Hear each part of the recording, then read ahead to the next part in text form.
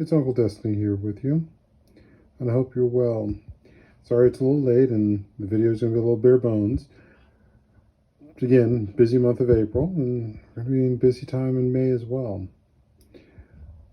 So, for those of you who practice Wicca, it is Beltane, so it gives you great pleasure in enjoying this holiday that I'm recording this on, as well as we're still in the midst of the Mercury retrograde. So, there's a lot of time for reflection and choices that are being made here, and the reflections of choices that have been made. So we're going to go ahead and get the readings in and see what the month of May has for us, because we're going to have a chance to reflect on decisions and choices.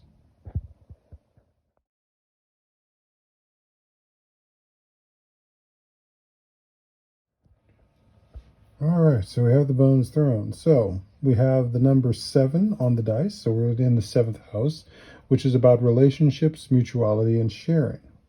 Now, what the Adinker is also giving us is the ladder of death will be climbed by all. All men shall climb the ladder of death. And what this is also talking about is the fact that all things and all natures have an ebb and flow. Some ebbs and flows are coming to an end. Some relationships are coming to the end. Some connections are coming to their end. And very much the society we live in and have been living in is very much youth and life obsessed. Which means it also loves beginnings but abhors endings. And there are some endings in this month of May that are coming in our relationships, in the mutuality of what brings some people together, in an ending of some sharings that we have.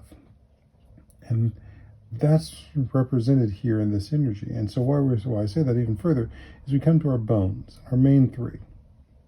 This one is home, that one is social, this one is work.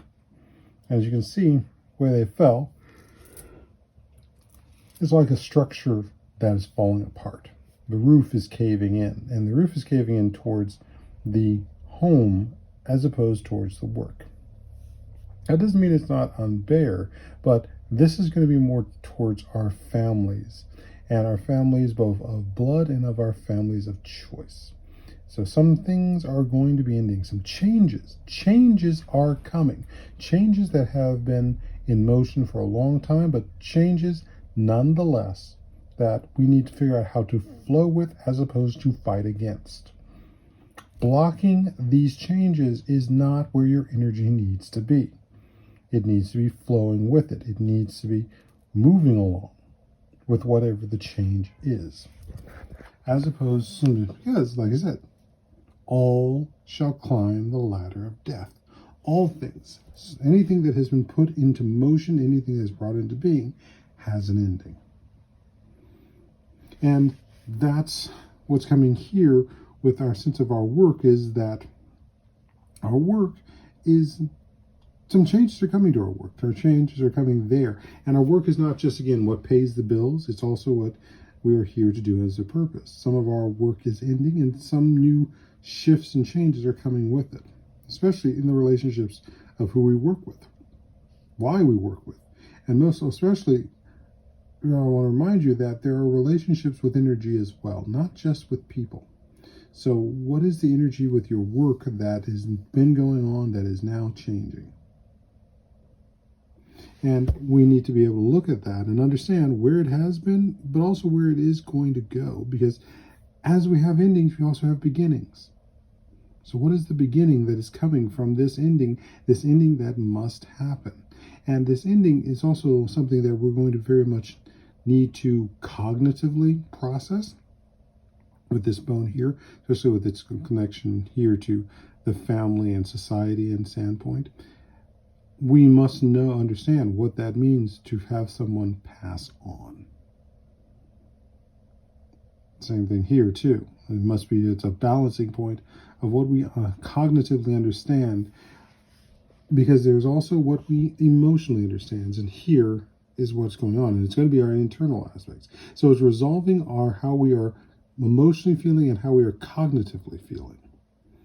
These are all coming together into that aspect of creating more balance between the two, the cognitive and the feelings. Those two need to work together.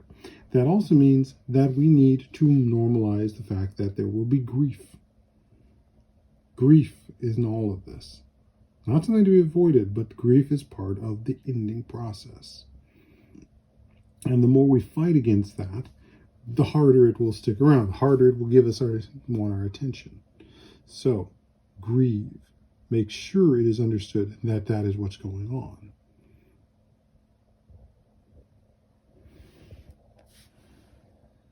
There will be changes around the home.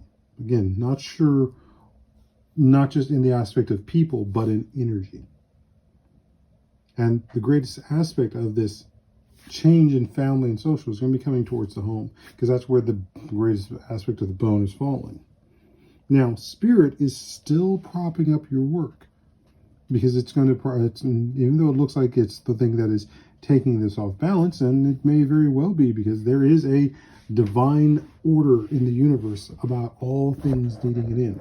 That there is always a consequence of that energy, and spirit is ensuring that that's happening, but it also wants you to be understanding what that is. Yes, you may look back at some of these things through rose-tinted lenses, or you may look at it with darkened lenses. You could also just look at it with clear lenses, which is the quartz here. So again, understanding that relationship with death. But do not fear that there is support. There is inspiration that also comes with this death. And as we see this now with the two rib bones here that are so intertwined, as well as this other one, which is the broken one, which I often see as a cane. So there is support and connection with those that are around you or in connection with. The friends of chosen family, of the family of choice as well. But there is an aspect here where we will be embracing a new beginning around our sense of connection and support, which also has so many of the balance bones here. Now the broken rib bone is here and is pointing outward in a way. So this is going to be, again, this is going to be external. And this is focused in the right towards the future. So there's going to be some strife that is coming. The question is, which end of the blade are you going to be on? The one holding the blade or the one that the blade is pointed at? Ideally, you need to be using your head to make sure that you're, sadly, holding the blade, not the one it's turned towards, by this piece of the spinal bone here. But it's also open air. That if you follow this trajectory, it's mostly just open air. Doesn't mean that there isn't something here over in the future that's coming that might need this blade. But a good blade also means you can dig up roots. It means you can cut grasses. It does not mean you have to take a life. And understanding that difference is important about how you're using the blade to help and heal and protect, as opposed to harm, because of the change that's going on. This blade must be here to help and heal, not to harm. Up here we have the upper portion of the rib bone, or the spinal bone. So there must be balance again in our thoughts. And so to have that balance in our thoughts is also about acknowledging what our emotions are feeling, because our emotions feel them faster than what we can cognitively think and give meaning to. So be open to the information of your feelings, but also be curious about it, what it's trying to show you. Because what we're seeing too, and some of the things here, is a reassessment around the idea of what we call good people. I am not a believer in the concept of everyone is inherently good. I believe in neutrality here, and that everyone has potential. What is the potential you're showing? What is the potential that I'm going to know whether I want to be around you or I want to keep my distance from you?